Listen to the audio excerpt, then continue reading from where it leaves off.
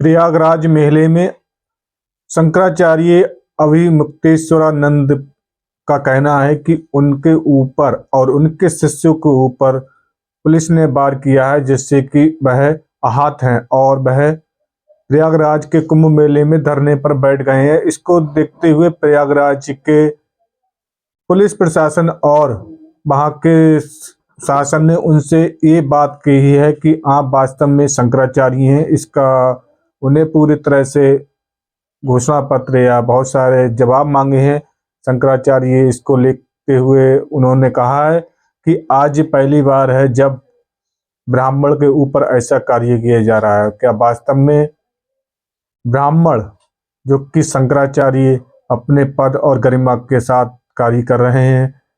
क्योंकि अभिमुक्तेश्वरानंद महाराज जब राम मंदिर बना था तो उन्होंने वो न्योता भी स्वीकार नहीं किया था। उसके बाद आप देख सकते हैं लगातार अभिमुक्तेश्वरानंद महाराज चर्चाओं में रहते हैं। और इसके विपरीत आप चले जाइए मथुरा वाले वृंदावन वाले महाराज, बहुत सारे धर्मगुरु हैं जो कि अपने अपने धर्म प्रचार के लिए ना किसी की बुराई करते हैं, ना किसी से बैर करते हैं, लेकिन अपने धर्म का कार्य करते हैं। आपने देखा होगा प्रेमानंद महाराज जो कि वृंदावन में रहते हैं और उनका एक ही उद्देश्य है कि समाज को किस प्रकार से बदला जाए, भक्ति लीन में आप किस प्रकार से रहें।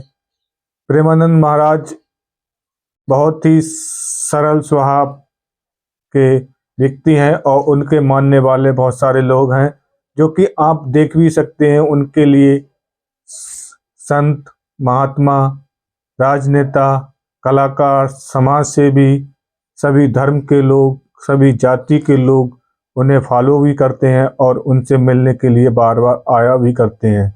प्रेमानंद महाराज का एक ही उद्देश्य है, समाज को किस प्रकार बदला जाए जिससे कि समाज अपने भक्ति मार्ग में किस प्रकार से लग्न रहे और उनका जो जीवन है बचपन से लेकर अब तक, वो वाराणसी के बाद वृंदावन, मथुरा, कहाँ कहाँ उन्होंने तपस्या की।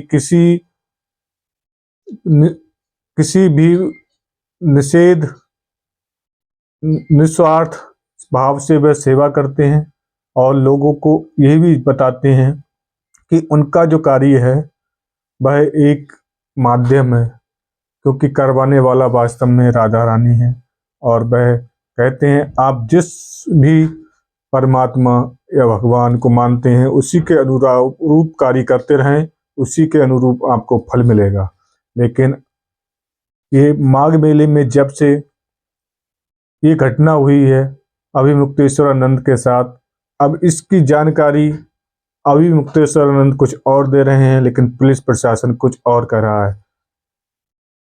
शंकराचार्य ने कहा कि उस समय प्रयागराज की मंडलेश्वर कमिश्नर सौम्या अग्रवाल उस समय मौजूद थी, उनके साथ ये घटना हुई है। वास्तव में वह उस समय नहीं होती अगर कमिश्नर आदेश दे देती, उनके सामने इस तरह की घटना नहीं होती। उसके बाद शंकराचार्य वहां धरने पर बैठ जाते हैं और आज जगह जगह अनेक पार्टियां उनके सम्मान के लिए धरना दे रही हैं, जो कि उत्तर प्रदेश सहित अनेक प्रदेशों में धरना प्रदर्शन जारी है।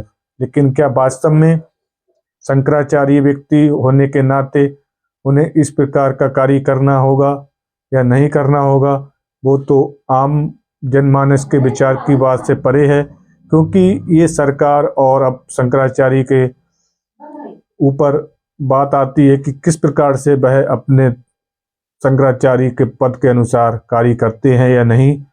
लेकिन शंकराचार्य ने एक बात और भी कही है कि वह मुस्लिमों के 99% बात को नहीं मानते हैं, लेकिन एक बात पे उन्होंने कहा है कि वह मुस्लिमों का समर्थन भी करते हैं। क्या वास्तव में शंकराचार्य बीजेपी से खिलाफ हैं? अभिमुक्तेश्वरानंद महाराज जो कि बीजेपी के लगातार विपरीत कार्य करते रहते हैं, उन्होंने ये भी कहा था कि प्रयागराज मेले में जिस प्रकार से भगदड़ हुई। उसके बाद मौतों की संख्या सरकार ने कुछ और ही बताई, और उस सरकार ने कुछ और ही बताई, लेकिन प्रदेश के मुखिया योगी आदित्यनाथ कुछ और ही बता रहे हैं। लेकिन हमारे देश और प्रदेश में सभी धर्मों को मानने का अधिकार है, सभी धर्मों को कार्य करने का अधिकार है। लेकिन लोगों का कहना है अभिमुक्तेश्वरानंद महाराज जी विपरीत की भूमिका में कार्य कर रहे हैं। लेकिन वास्तव में उनके साथ जो घटना हुई है वह बहुत ही निंदनीय है, क्योंकि शंकराचार्य एक ऐसा पद होता है जो कि समाज को अपने आप में एक बड़ा पद माना जाता है, जिससे समाज उनसे सीख लेता है, उनके आदर्शों पे चलता है, उनके बातों को मानने का प्रयास करता है।